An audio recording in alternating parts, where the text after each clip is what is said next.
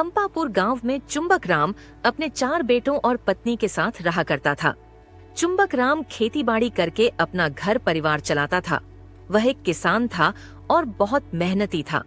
वह चाहता था कि उसके 4 बेटे अब बड़े हो चुके हैं, वे भी उसकी तरह मेहनती किसान बने और अपने घर परिवार को आगे चलकर अच्छे से अच्छा चला सके। लेकिन चुंबक राम के 4 बेटों का स्वभाव अलग अलग था। अरे नालायकों, उठ भी जाओ, खेतों में नहीं जाना तुम लोगों को। मैं कब से तुम लोगों को उठा रहा हूँ। अरे चमन तो कब का खेत गया, लेकिन इन तीनों को कब से उठा रही हूँ। लेकिन यह तो है कि खेत जाना ही नहीं चाहते। इन्हें कुछ भी करना बेकारी है, रहने दो। मैं ही जा रहा हूँ चमन के साथ खेत में काम करने। इन्हें तो बस खाने से फुर्सत नहीं। ठीक है जी, अगर आप खेत में जा रहे हैं तो चमन को खाना भिजवा दीजिए। बेचारा सुबह से मेहनत करने में लगा हुआ है। कितनी धूप है और यह धूप में अकेले खट रहा है। इसके तीनों भाइयों को तो तनिक भी लज्जा शर्म नहीं है कि चले जाएं और उसकी मदद करा लें। अरे ये बाकी के तीनों तो बस खाते हैं और सो जाते हैं। अब जैसे ही चुंबक राम घर से बाहर निकलता है, तभी वहाँ गांव की कलावती आती है। कलावती हाथ में डंडा लिए खड़ी होती है। अरे कलावती बहन, ये डंडा लिए क्यों खड़ी हो मेरे घर के बाहर? अरे कहाँ है तेरा बेटा? अपने बेटे को बाहर बुला। आज तो उसकी शामत आई है।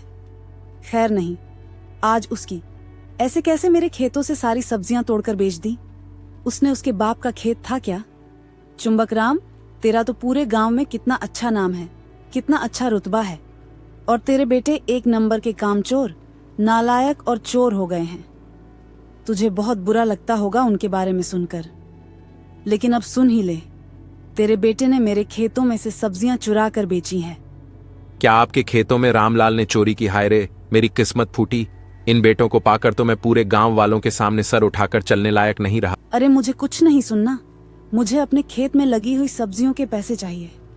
अरे मुझे भी तो अपने परिवार का पेट पालना है। तुम्हारे बेटे जैसे चोर घूमते रहे तो मेरा परिवार तो भूखा मर जाएगा। कलावती की बात सुनकर तुरंत दुलारी बाहर आती है और दुलारी को देखकर कलावती उसे खूब सुनाने लगती है। अरे कलावती बहन, कैसी बातें कर रही हो? पूरे गांव में कहीं भी चोरी होती है तो लोग मेरे ही बेटों का नाम लगा देते हैं। पहले पता तो लगाओ कि चोरी की किसने है। हो सकता है कि मेरे बेटों ने कुछ ना किया हो और यह सारा किया धरा किसी और का हो। अरे चोर तो तेरा बेटा ही है, यह तो पूरा गांव जानता है। अब तू देख ले, अपने बेटे को पुलिस के हवाले करती है या फिर मेरे पैसे लौटाती है। ये तेरा फैसला है, मैं इसमें बीच में नहीं बोलने वाली। कलावती बहन, मैं आपके सामने हाथ जोड़ता हूँ, ज्यादा बवाल करने की जरूरत नहीं है। मैं अभी आपको आपकी सब्जियों के पैसे लाकर देता हूँ। अरे चोर तो वही है, क्योंकि मुझे खेत में उसका गमछा जो मिला है। अब मुझे मेरे पैसे दे दो, वरना सच में मैं गांव के हर एक घर में जाकर तुम्हारे छोटे बेटे की करतूत बता दूंगी। बाप ने जितना भी नाम कमाया है बेटा, वह सारा नाम मिट्टी में मिला रहा है। यह सुनकर लोग तुम्हारी खूब हंसी उड़ाएंगे। चुंबक राम सर नीचे करके घर में जाता है और कलावती को पैसे लाकर दे देता है। कलावती के वहाँ से जाने के बाद चुंबक राम अपने छोटे बेटे रामलाल पर पानी से भरी बाल्टी फेंक कर कहता है, अरे रे रे रे, कौन है पिताजी आप? अरे आपको पता है जब मैं खेत जाऊंगा ही नहीं तो सुबह सुबह क्यों उठा देते हो? दुलारी, मेरा डंडा लाना जरा, आज मैं इसे घर से निकाल कर ही रहूंगा। ऐसा भी क्या कर दिया जो मुझे सुबह सुबह मारने की तैयारी कर रहे हो?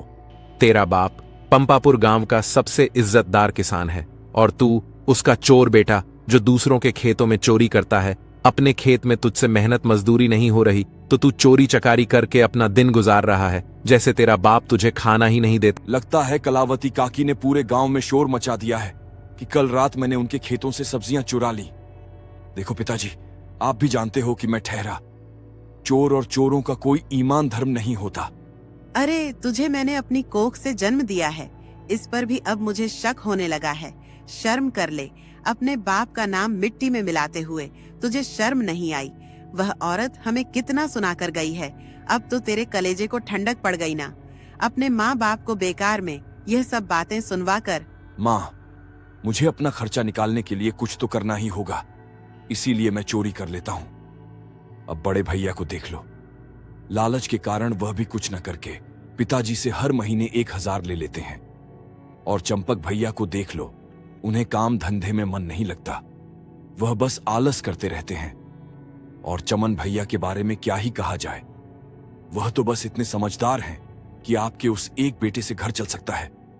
ठीक है, मैं अपने समझदार बेटे को अपनी सारी वसीयत दे दूंगा, तब तो तुम तीनों को कोई दिक्कत नहीं होगी ना। अरे तुम तीनों ने तो मेरे नाक में दम कर रखा है। अब गुस्से में चुंबक राम खेत पहुंचता है। खेत पहुंचकर वो खेत में गुस्से से काम करने लगता है।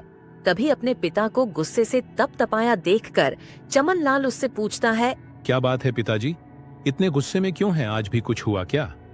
हाँ, वही हुआ जो रोज होता है। तेरे नालायक भाई ने कलावती के खेतों में चोरी की और कलावती भी चिल्लाती हुई घर आई थी और चोरी के बदले का पैसा लेकर गई। रामलाल की संगति खराब है, उसे सिर्फ आवारा दोस्त ही मिलते हैं, इसीलिए उसका मेहनत मजदूरी में मन नहीं लगता। चोरी चकारी करके पैसे कमाना चाहता है। अगर ऐसा ही रहा तो पूरे गांव में लोग मुझ पर हंसेंगे कि चुंबक लाल कितना मेहनती है, लेकिन उनके बेटों को देख लो जो किसी काम के नहीं है सिवाय तेरे। चुंबक राम खेत में काम करने लगता है और चमन लाल थोड़ी देर पेड़ के छांव में जाकर बैठ जाता है और थोड़ा आराम करने के बाद घर खाना खाने के लिए निकल पड़ता है। तभी उसे रास्ते में कलावती औरतों से बातें करती हुई मिल जाती है। अरे वह चुंबक राम का तीसरा बेटा है ना, चमन लाल। यह तो अपने बाप की तरह मेहनती हो गया है, लेकिन इसके बाकी के तीनों बेटे निकम्मे और निठल्ले हैं, किसी काम के नहीं हैं। एक तो चोर है, चोर, और दूसरा तो इतना आलसी है कि पूरा दिन सोया रहता है, और तीसरा, अरे पूछो मत, पैसों का लालची है, लालची अय्याश कहीं का। चुंबक राम तो बड़ा मेहनती है, सही कह रही हो कलावती काकी, लेकिन उसका भाग्य फूटा है जो उसे ऐसा बेटा मिला है। चारों बेटों के होते हुए भी बेचारा मारा मारा फिरता है। कल को अगर इनमें से किसी की शादी हो गई तो इसका तो घर ही टूट जाएगा। कहाँ जाएंगे दोनों बुढ़े बुढ़ी? अरे मैं तो कहती हूँ खाने की आफत हो जाएगी इन सभी की। लेकिन फिर भी चुंबक राम अपने बेटे को जोड़ने में लगा हुआ है। मुझे तो नहीं लगता कि इसके बेटे एक होने वाले हैं, जब देखो लड़ते जो रहते हैं। चमन लाल जब कलावती और उन औरतों की बातें सुनता है तो उसे बहुत बुरा लगता है कि गांव के लोग उसके परिवार के बारे में किस तरह की बातें बना रहे थे।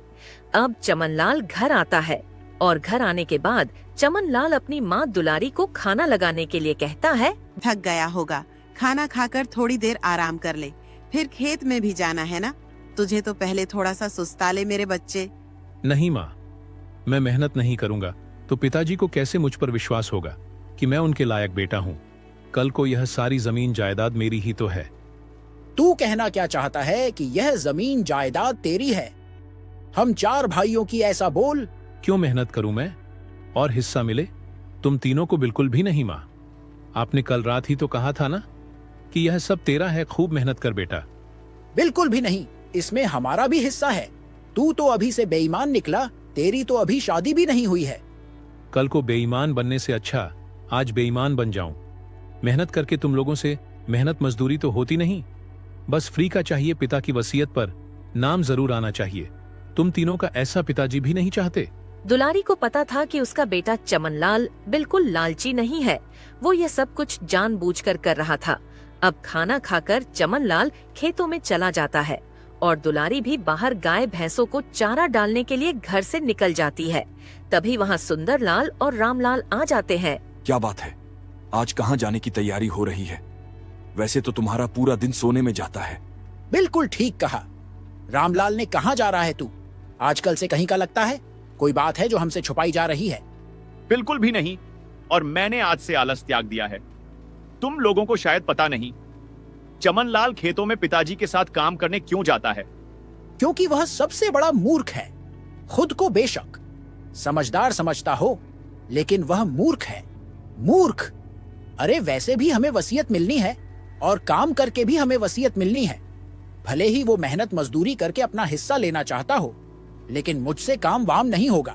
और मैं तो चोरी चकारी करके इतना पैसा जमा कर लूंगा कि शादी होते ही यहाँ महल बना दूंगा, लेकिन अपना हिस्सा जरूर लूंगा और उसमें नौकर चाकर लगवा दूंगा। तुम सभी बेवकूफ हो। बल्कि माँ और पिताजी ने चमन लाल को साफ कह दिया है कि उसकी मेहनत का फल उसे जरूर मिलेगा, और पिताजी और माँ ने ये सारी वसीयत चमन लाल के नाम करने का फैसला कर लिया है। लगता है तुझे सोते सोते नशा हो गया है। कैसी कैसी बातें कर रहा है।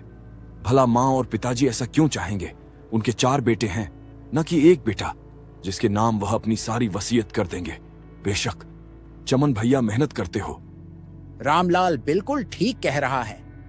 लगता है माँ और पिताजी भूल रहे हैं कि उनके 3 बेटे और हैं, और अगर ऐसा हुआ तो अच्छा नहीं होगा। पूरे गांव में बदनामी हो जाएगी पिताजी की, लेकिन मैं अपना हिस्सा लेकर रहूंगा। मेरा नाम भी सुंदरलाल है।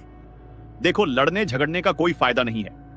मैं बस इतना कहूंगा कि हमें खेत में थोड़ा ही, लेकिन काम करना चाहिए, दिखावा ही सही, लेकिन काम करना चाहिए, ताकि गांव के लोगों को भी पता चले कि चुंबक राम के और भी बेटे खेत में काम करते थे, तो चुंबक राम ने सिर्फ अपने सबसे लाडले बेटे चमन लाल को ही अपना घर जमीन वसीयत क्यों दी। बहुत समझाने के बाद तीनों इस बात को मान जाते हैं कि अब से वह सुबह खेतों में काम करने जाया करेंगे, और अगली सुबह होते ही चुंबक राम के उठने से पहले ही वह दोनों यानी सुंदर लाल और चंपक लाल और रामलाल खेत में पहुंच चुके थे। अरे उठिए, जरा देखिए, आपके तीनों नालायक बेटे ना जाने कहाँ गए हुए हैं। मैंने उन्हें इधर उधर सब जगह ढूंढ लिया है और आधा गांव भी छान आई हूँ, लेकिन मुझे वह कहीं नहीं मिले। रात में तो यहीं सोए हुए थे, सुबह उठी तो यहाँ कोई नहीं था। माँ, आप चाय बना दो, मैं और पिताजी चाय पीकर खेतों में जाएंगे। आपके तीनों लाडले बेटे खेत गए हुए हैं। कैसी बात कर रहा है चमन बेटा? वो तीनों भूल कर भी कभी खेत में कदम नहीं रख सकते, और तू कह रहा है कि वो तीनों खेत गए होंगे। नहीं नहीं, ऐसा बिल्कुल नहीं हो सकता। अरे पिताजी, ऐसा ही हुआ है। आप मेरी बात पर विश्वास कीजिए। पहले चाय पी लेते हैं, उसके बाद खेतों में चलेंगे, और आप अपनी आंखों से देख लेना कि मैं झूठ बोल रहा हूं या सच। हे प्रभु, आखिर आपने मेरी सुन ही ली। मेरे निकम्मे नालायक बेटों ने खेत में कदम रख ही दिया।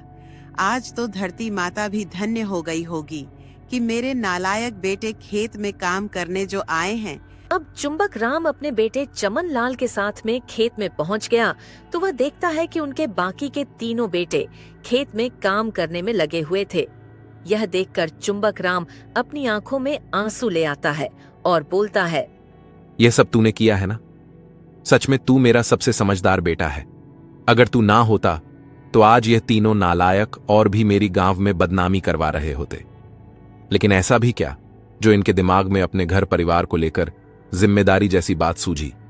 मैंने तो बस इतना ही कहा था कि माँ और पिताजी ने कहा है कि वो अपनी सारी वसीयत मेरे नाम करेंगे, क्योंकि मैं खेतों में मेहनत मजदूरी कर रहा हूँ और मेरे तीनों भाई तो बस बैठकर खा रहे हैं और खाने वालों का नाम नहीं होता। यह सुनकर शायद चंपक लाल ने सबके कान भर दिए हैं, और देखो अपने अपने हिस्सों के लिए कैसे मेहनत कर रहे हैं तीनों। अच्छा, तो ऐसी बात है, इसका मतलब इनका लालच इन्हें यहाँ खींच लाया है। लालची कहीं। इतना कहने के बाद चुंबक राम खेत में पहुंचता है और अपने बेटों को देखने लगता है। चुंबक राम के तीनों बेटे भी अपने पिता को देखकर कहते हैं, बस मैं तो यूं ही खेतों मैं आ गया, सोचा थोड़ी आपकी मदद हो जाएगी। वो क्या है ना, अब मेरी शादी होने वाली है तो थोड़ी जिम्मेदारी तो उठानी होगी पिताजी। और अगर मैंने आलस नहीं छोड़ा तो मुझे 10 तरह की बीमारियां हो जाएंगी। बैठे बैठे इसीलिए सोच रहा था थोड़ा हाथ पैर चला लूं। और चोर भाई साहब, आपका यहां कैसे आना हुआ? लगता है चोरी चकारी का धंधा बंद हो गया आपका।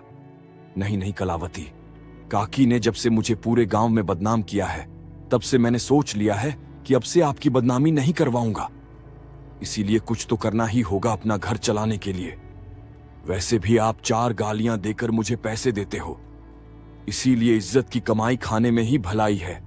अच्छा है, देर से ही सही, लेकिन तुम लोगों को अक्ल तो आई पिताजी। सही कहा ना मैंने? मुझे तुम लोगों को मेहनत करते हुए देखकर बहुत खुशी हो रही है। देर से ही सही, लेकिन तुम लोगों को अकल तो आई। चुंबक राम मेहनती और ईमानदार किसान था। वह हमेशा से चाहता था कि उसके चारों बेटे भी ईमानदार और मेहनती बने और मेहनत की ही कमाई खाए। लेकिन उसके तीनों बेटे तो बिगड़ चुके थे, जिन्हें धीरे धीरे चमनलाल सुधारता है, और चुंबक राम के चारों बेटे लगन और मेहनत से कमाकर खाने लगते हैं।